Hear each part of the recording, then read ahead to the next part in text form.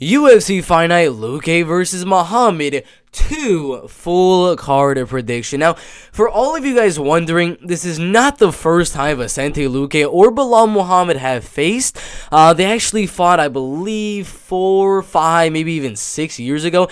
It was quite a while ago. I mean, that's what I will say. But the last time they fought back in 2016, Vicente Luque got that first round knockout. After that, Bilal Muhammad went on a 4-fight win streak, lost to Joff Neal, then went on a 4-fight win streak, lost to Leon Edwards there with the eye poke. Then he beat Damian Maia and Steven Wonderboy Thompson. So that's a pretty good main event right there. Wrestler versus a pretty solid striker and jiu-jitsu guy. We got Caio Borralho and Gadzi Omar Gadzhiev, two really good prospects in that middleweight division. Luzes Zaleski and Munir Lazez. In the welterweight division, Yanin Wu and Mayra Bueno Silva, who just fought Manon Fiorot, who's been looking absolutely amazing. We got Miguel Baeza, Andre Fialho, two very exciting strikers right there. TJ Laramie, Pat Sabatini, Drakkar, Klose, and Brandon Jenkins at lightweight. Rafa Garcia, Jesse Ronson, welterweight. Martin Buday, a nice introduction to the heavyweight division, fighting a very exciting heavyweight fighter in Chris Barnett. Two Swedish opponents, Pannie Kianzad and Lina Lansberg, one a lot older than the other, that would be Lina Lansberg. We got Sam Hughes and Estela Nunes at women's strawweight, Heili Alateng, Kevin Croom at bantamweight, Jordan Leavitt, Trey Ogden at lightweight, and Devin William Knight in the heavyweight division. So, there was a lot of fights on the card, a few short notice ones. There was the Miguel Baeza versus Diego Lima. Now it is Miguel Baeza taking on Andre Fialho, which I think is a much better fight. TJ Laramie and Melsik Bagdasaryan is now TJ Laramie versus Pat Sabatini. Not really short notice, because Pat Sabatini's fight a few weeks back did get canceled as well. Then Jordan Leavitt and Victor Martinez. Now he's fighting the debutant Trey Ogden on a short notice. So should be a solid fight. We're going to go down to the heavyweight division. Devin Clark and William Knight at the heavyweight division. William Knight's 11 wins, 3 losses. A lot of power in his hands, knocking out the likes of Fabio Chiron, and that is about it inside the UFC. Decision win over Alexa Kamor and a decision over Alonzo Menefield. Devin Clark has been submitted, but he's never been knocked out to my knowledge. Maybe one time on the regional scene, right there. Alex Nicholson and then to Alexander Rakic as well. But for this fight, I think it's going to go to a decision. I think either way, if William Knight wins here, it will probably be him just landing a few big shots, maybe rocking Devin Clark. But overall, either way, whoever wins, I think it's going to be a decision. The ways both fighters are going to win, William Knight needs to keep it very, very even, very close on the feet and on the ground with the wrestling and grappling.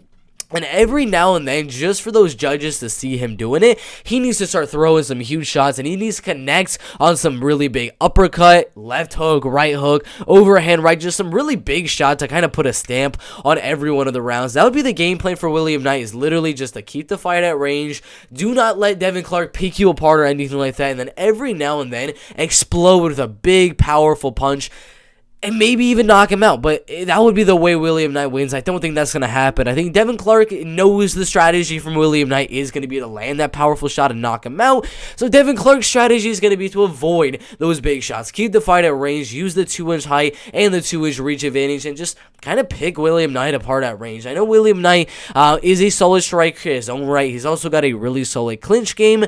I cannot see Devin Clark getting knocked out here. And if he doesn't get knocked out, I think Devin Clark's going to land probably about double the amount of volume on the feet, if I'm being honest with you. And I think he wins a 29-28 decision. One round, maybe he'll go William Knight with the power that he lands with his punches. But 2 out of 3, Devin Clark a decision win.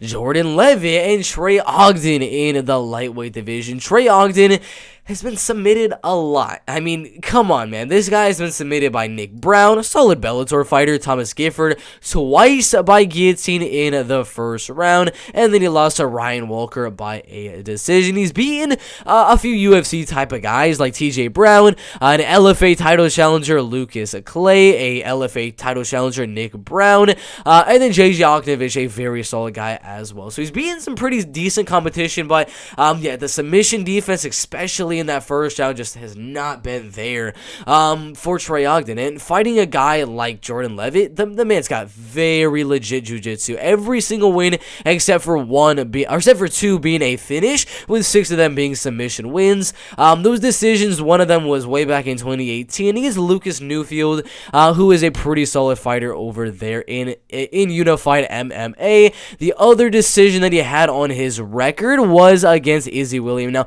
after that, when he joined the LFA Contender Series, UFC just finish. Never went to the third round. Barely never even went into the second round. Just 2 minutes into the Matt Sayles and Leyvon Lewis fights. But in both of those ones, I mean, his jiu-jitsu, as soon as he got the fight to the ground, he kind of dominated the fight. They're fighting a guy like Trey Ogden, who is going to be the better striker. He's got decent wrestling, decent grappling. He's just pretty average everywhere, in my opinion. I think just one little moment where Jordan Leavitt gets the fight on the ground, he'll find a way to snatch up the neck of Trey Ogden. I'm not too sure what submission he's going to get, but I'm pretty sure it's going to be one with the neck on Trey Ogden. I don't think it's going to put him to sleep, but I expect a tap out here in the lightweight division. Heili, Alateng, and Kevin Croom in the bantamweight division. Now, I did an early prediction for this one a few weeks ago when the fight got announced. I had Kevin Croom slightly edging out a decision, and after doing a little bit more fight study on the fight, it is such a 50-50 fight. Kevin Croom is going to be the much bigger guy, the natural featherweight, in my opinion, coming in here on Heili, Alateng, a natural bantamweight, but he's going to be a lot bigger, 6 inches taller, and he is going to have a 6 Sorry, I had a hiccup. He's going to have a 6.5-inch reach advantage as well. Alateng is going to be the better striker here. He lands some pretty solid strikes. I mean, he did decision down on Botjadil. Got a lot of knockout wins on the regional scene. He beat Ryan Benoit and then only lost to Casey Kenny. And then got that draw with Gustavo Lopez. It's a close one. It's a very close one because I think Kevin Croom could go out there and mix in a few takedowns here and kind of control the fight on the ground. I don't expect them to get a submission or anything like that. It's a close fight, man. I can definitely see this fight going either way. If Heili Alateng wins, it's going to be him defending the takedowns, coming forward, pressuring, and throwing a lot of volume on Kevin Croom, and winning a decision. If Kevin Croom wins, it's going to be him keeping the fight very even at range, just picking apart Heili Alateng on the feet, and when Heili Alateng comes in, he's going to mix in those takedowns. So, not a confident pick by any means. It's a very 50-50 fight. I would not be surprised in the slightest if Heili Alateng goes out there and wins, but I'm going to lean Kevin Croom to get the decision there. Decent fight there in the bantamweight division. Sam Hughes and Estela Nunes in the women's strawweight division. Sam Hughes losing to Tisha Torres by TKO. Loma Lukbumi by a unanimous decision. And Luana Pinheiro by unanimous decision. And Daniel Hindley, I mean, she got a few submission wins over there. Lost to Vanessa Demopoulos as well. Estela Nunes, I mean, she's a decent striker. I would say she will have the advantage here. She's going to be 1.5 inches longer and a little bit smaller in terms of the height. But I think in this fight with Sam Hughes, really, I don't think she's going to pose really too much of a threat here. Maybe she can mix in some wrestling and some grappling or something like that. That would be the way to go, fighting a girl like Estela Nunes. But Ariane Canelose, I mean, she did that. She was able to out-wrestle, out-grapple Estela Nunes and submit her, but Sam Hughes is nowhere near the skills of Ariane Canelose right there, so I expect a 3-round striking fight. Estela is a much better kicker, much better boxer, and should win the fight by a decision. Lina Lansberg and Pannie Kianzad in the bantamweight division. Pannie Kianzad coming off a loss to veteran Raquel Pennington by unanimous decision, beating veteran Alexis Davis, veteran Sajara Eubanks, veteran Bechko Herrera, and then Jessica Rose Clark, who I would say sort of is a veteran in this bantamweight division. She's fighting another veteran type of girl. I mean, even though Pannie Kianzad has more wins and more losses, just the overall more experience than Lina Lansberg. Lina Lansberg has definitely fought the better competition. I mean, Chris Cyborg was her UFC debut right there. She fought Aspen Ladd, Yana Kunitskaya, Macy Chiasson, and then Sarah McMahon. I think this should be a decent fight here. I mean, the grappling, the wrestling, Lina Lansberg is pretty decent. That would be the way she's going to win here. But when was the last time she fought? That last loss to Sarah McMahon was 2020, about, what, 2 years and 3 months ago. It's been a while since we've seen a Lina Lansberg fight. So, with the unpredictability of Lina Lansberg, I really have no idea how she's going to come in. A 2-year layoff from professional MMA fighting. I'm going to lean Pannie Kianzad. I think she outstrikes her for 3 rounds. But, you know, I've seen a lot of these veterans come back after a long layoff and just look surprisingly very good. So you never know with Lina Lansberg, but yeah, I'm going to go towards Pannie Kianzad to win that fight. Chris Barnett and Martin Buday in the heavyweight division. 30 years old and then 35 years old. Look at the height. Look at the height. A total of 7 inches going towards Martin Buday and only a 2-inch reach advantage for Martin Buday. But Martin, I think, is going to dominate this fight. I know I can't be saying that like too confidently with the craziness that Chris Barnett does in all of his fights. I mean, he definitely has that one-punch power to go out there and beat a guy like Martin Buday. Just needs to land one punch or spinning back kick. I mean, he's an absolute crazy fighter, crazy striker. So you can never be too confident with this type of fight, but I think Martin Buday is just the overall better opponent everywhere the fight goes. Wrestling, grappling, jiu-jitsu, striking, clinch game, everywhere. Martin Buday is the better fighter. I think, as we saw in the Lorenzo Hood fight, he's going to destroy him in the clinch, eventually knock him out in the 2nd or 3rd round. I think he's literally better everywhere the fight goes, except for maybe flexibility or like spinning kicks or something like that. That does go Chris Barnett, but aside from the flash, crazy knockout from Chris Barnett, Martin Buday should get the TKO late in the 2nd or 3rd rounds. Rafa Garcia and Jesse Ronson in the welterweight division. This is a move up in weight classes. Rafa Garcia moving from lightweight to the welterweight division. He's going to be a little bit smaller than Jesse Ronson and a little bit less in terms of reach than Jesse Ronson as well. Experience definitely going Ronson fighting Nicole Alikasan, Nathan Schultz, and then fighting, who was it in the last fight? Nicholas Dalby, who he actually submitted in that fight. Javi Garcia beating undefeated Nathan Levy, losing to pretty okay guys. I mean, Nasser Hakparas and then Krish Gerechmacher. But it's a tough one right here with Jesse Ronson and Rafa Garcia. I would say Rafa Garcia might have the better wrestling early on in the fight, but Jesse Ronson is going to have the better wrestling and grappling later on in the fight. He's got the cardio. He's got the better striking. It just matters how long can Rafa Garcia hold on with the wrestling and grappling. I don't think it's going to be too long. I think Jesse Ronson's cardio, his striking advantage, and the grappling advantage the later on as the fight goes will get Jesse Ronson the win. It's not a confident pick by any means. I mean, this is such a 50-50 fight. I can totally see Rafa Garcia just pressuring on the feet with the boxing, landing some takedowns, and then just stealing 2 of those rounds on the judges' scorecards. But I do think Jesse Ronson is going to have the striking advantage ever so slightly and the cardio advantage. First round goes Rafa Garcia. Last 2 go Jesse Ronson. 50-50 fight there, though. But yeah, Jesse Ronson by a decision. Drakkar, Klose, and Brandon Jenkins in the lightweight division. Correct me if I'm wrong on that last name for Drakkar. I'm really not too sure, but 34 years old, 30 years old. Height advantage going Brandon Jenkins. A reach advantage going Brandon Jenkins as well. And then the finishing ability is pretty even on both guys. Brandon Jenkins landing a switch flying knee on Jacob Kilburn right there. A spinning back elbow on Jordan Hinman. A few knockout wins here and there as well. Another knee knockout win. A knockout. I mean, the man is just so unpredictable with his finishing ability. You can never be too confident. Drakkar Klose is like a 4-1 favorite in the fight, but you can never be too confident with a guy that just 2 fights ago got a switch flying knee knockout win. So I'm going to go Drakkar Klose to win the fight. He did lose to Benil Dariush and David Taymor, but he beat guys like Bobby Green, Lando Venata, Chris Ojagos, far superior opponents than Brandon Jenkins. I think Drakkar should absolutely destroy him on the feet. Just strike Brandon Jenkins, box him, and then TKO him in the second or third round. He's the overall more powerful puncher. He throws more volume. He's just the more experienced fighter, fighting much better competition in the UFC. Brandon Jenkins, yeah, he has more fights on his record, but he has not been against anywhere near the competition as Drakkar Klose. I mean, Drakkar, he lost to Benio Darius in his last fight, so yeah, should be a good fight, but Drakkar Klose should definitely win by knockout in the second or third rounds. Pat Sabatini and TJ Laramie in the featherweight division.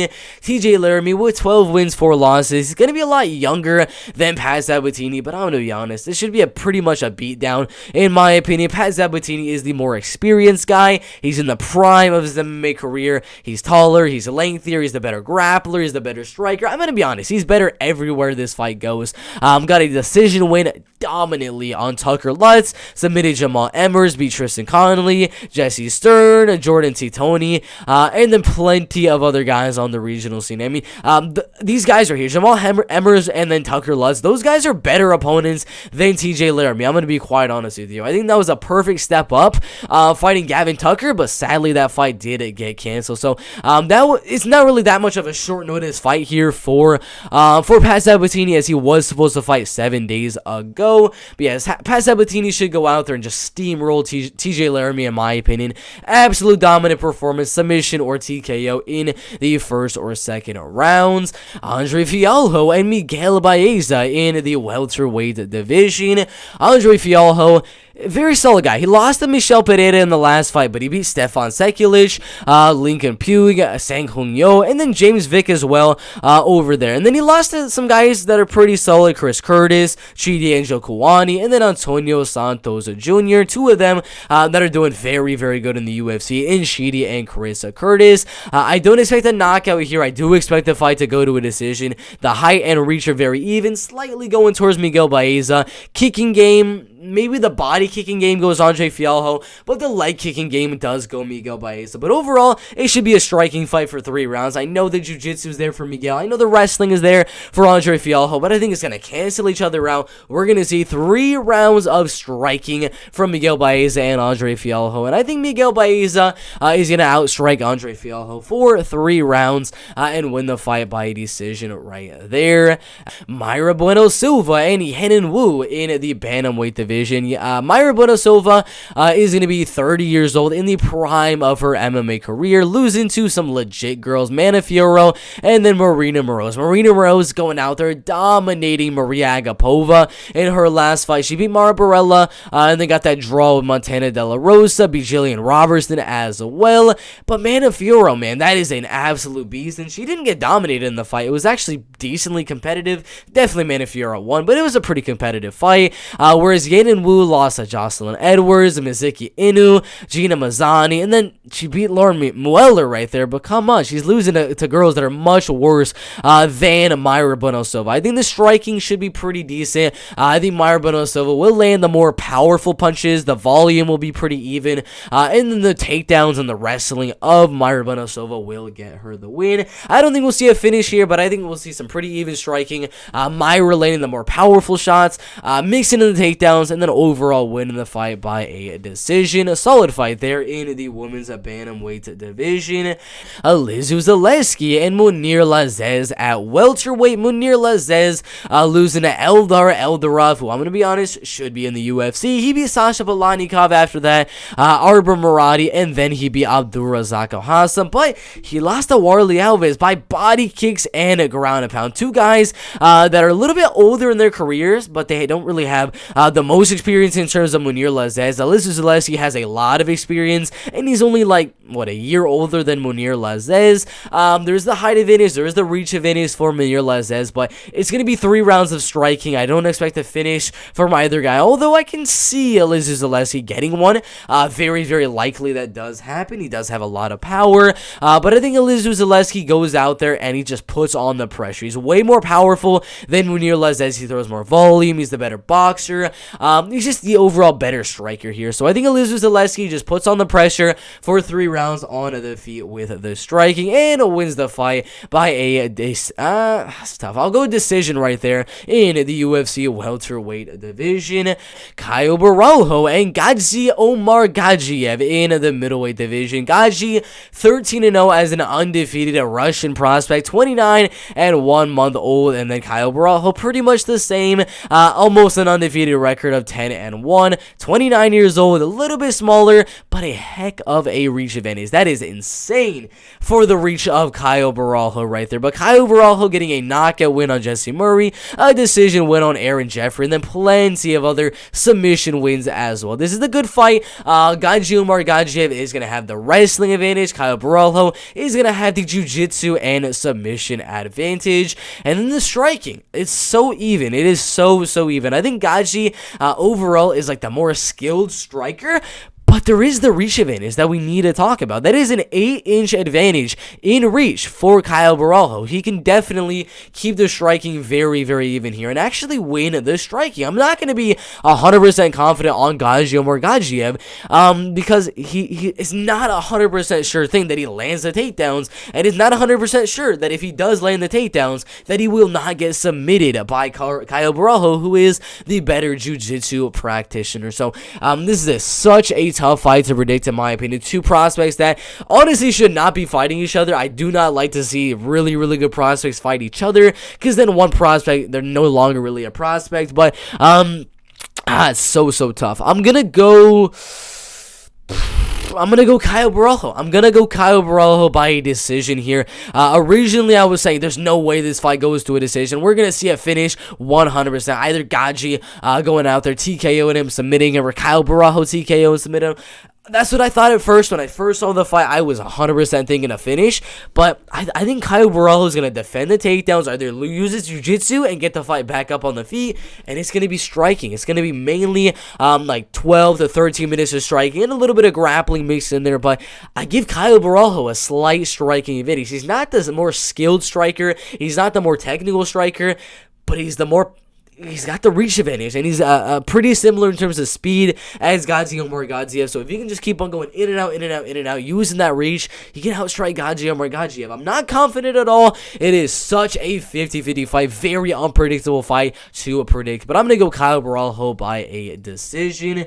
Vicente Luque and Belal Muhammad 2 in the welterweight division. First time Belal Muhammad got knocked out cold in the very first round. He's 33 years old. Vicente is 30 years old. The height is the same, and then the reach is definitely going Vicente Luque. But wrestling is going to go Belal Muhammad. The jiu-jitsu and the submission game is going to go Vicente Luque. And then the striking is obviously going to be going Vicente Luque. Belal Muhammad, I mean, we saw him go out there and lose to Vicente Luque, Alan Jouban, and then Geoff Neal about 3 years ago. And we kind of saw him lose to Leon Edwards as well in their fight. Leon Edwards definitely has better takedown defense than Vicente Luque, so I'm not going to sit here and say that just because Leon Edwards was able to defend the takedown that Vicente Luque will be, but I do think Vicente Luque will be able to defend a few of the takedowns. He will get taken down a few times in this fight. Belal will land a few of those takedowns, but I think Vicente Luque will get control for a little bit, get the fight back up on the feet, and then he's going to pressure the heck out of Belal Muhammad, land some knees down the middle in the clinch, some elbows, some overhand rights, uppercuts, big shots, and I'm going to expect like a third round or fourth round knockout from Vicente Luque. I can see maybe Belal Muhammad just grinding like he did with Stephen Wonderboy Thompson and getting a decision, but you can't really do that with Vicente. He's so dangerous in terms of those submissions on the ground, and he's very dangerous on the feet as well. The striking, I mean, the fight, every single round of this fight is going to be starting on the feet, and it's going to force Belal Muhammad to have to go for the takedown over and over again. That just leads me to believe that eventually, when he's going for one of those takedowns, he's going to get caught by one of those punches or one of the knees down the middle as he's going for the takedown. I got Vicente Luque by a third round knockout, and that is my full card prediction for UFC Fight Night Luque versus Muhammad 2. I got Vicente Luque by knockout, Caio Borralho decision, Elizeu Zaleski Zaleski decision, Mayra Bueno Silva decision, Miguel Baeza decision, Pat Sabatini inside the distance, Drakkar Klose by knockout, Jesse Ronson by a decision, Martin Buday by TKO, Pannie Kianzad decision, Estela Nunes decision, Kevin Croom decision, Jordan Leavitt by submission, and Devin by a decision. Full card predictions for UFC Fight Night Luque versus Muhammad 2. Put your predictions down below in the comment section. Make sure to look at that pinned comment as well. Make sure to like, subscribe, turn on notifications, and with everything being said, we'll see you in the next video. Let's go.